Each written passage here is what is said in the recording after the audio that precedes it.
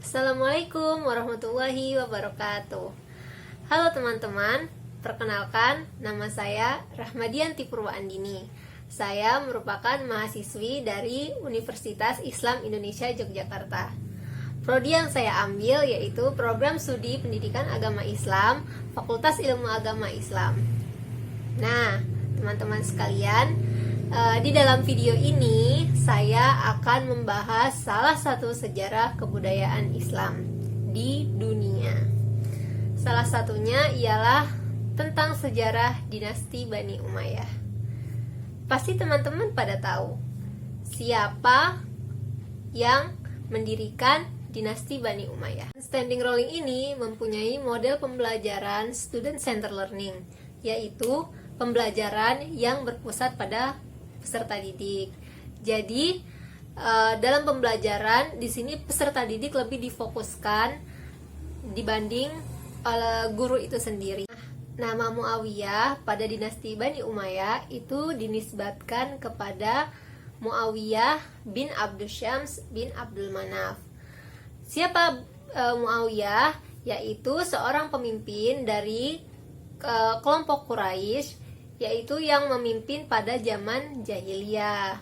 Nah, dinasti Bani Umayyah ini baru masuk Islam ketika Fathul Makkah, yaitu sekitar 40 Hijriah. Kemudian, sistem pemerintahan yang ada pada dinasti Bani Umayyah itu bersifat monarki hereditaris, yaitu sistem kepemimpinan secara turun-temurun.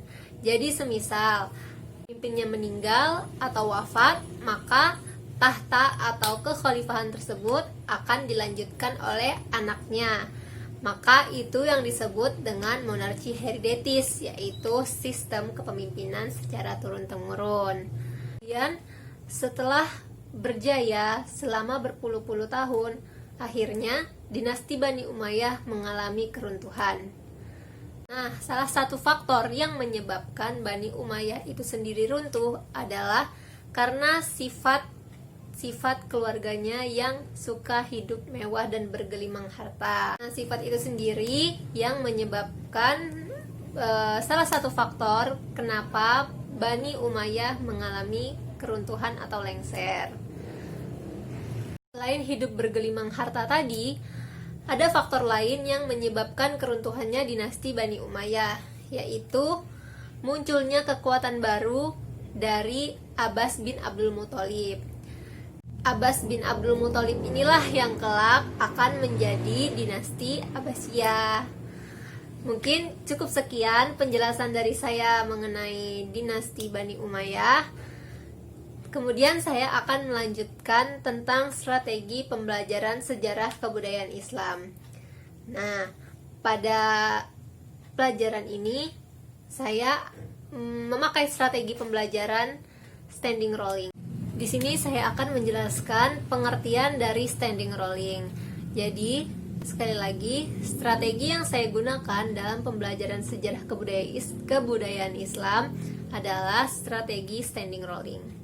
Standing rolling ini mempunyai makna, yaitu situasi di mana guru dengan siswa atau siswa dengan siswa itu saling bertukar pikiran satu sama lain, baik secara lisan maupun tulisan.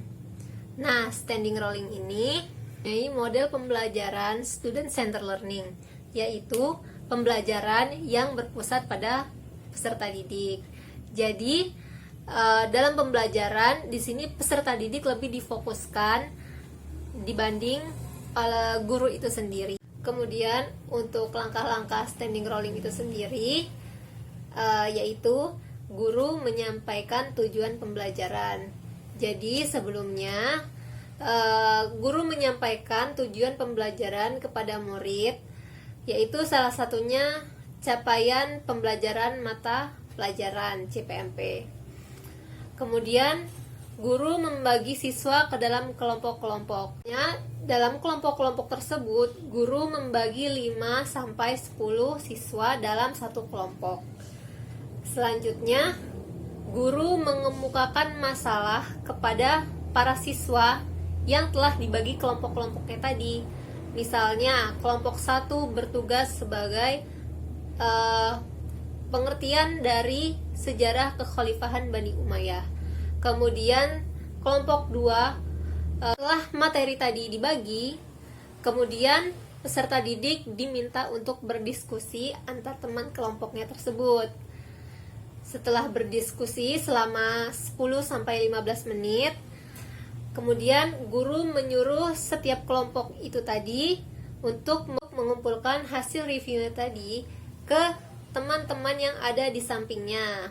Maksudnya teman-teman dari kelompok lain. Guru menyuruh setiap kelompok untuk mengumpulkan hasil reviewnya kepada kelompok di samping kirinya. Nah, jadi setelah hasil review itu tadi selesai dikerjakan oleh masing-masing kelompok, maka hasil review itu akan digilir kepada teman-teman dari kelompok lainnya.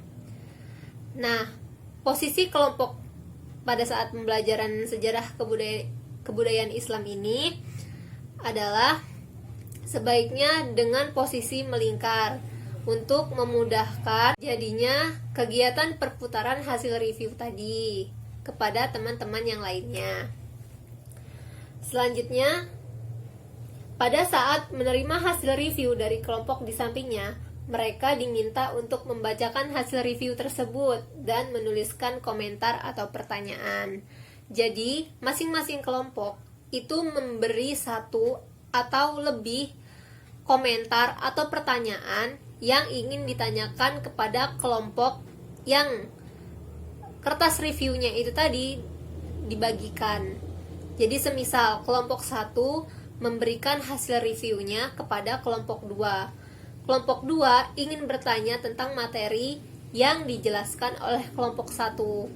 Bagaimana cara bertanya mengenai permasalahan yang ada di kelompok 1, yaitu dengan cara menulis pertanyaan di kertas review kelompok 1 tadi.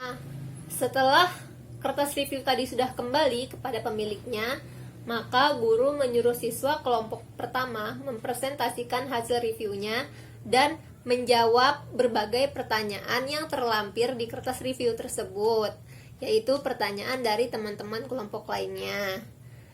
Kemudian dilanjutkan presentasi oleh kelompok lainnya. Nah, langkah terakhir dalam pembelajaran ini yaitu guru memberikan komentar dan kesimpulan untuk masing-masing kelompok. Jadi,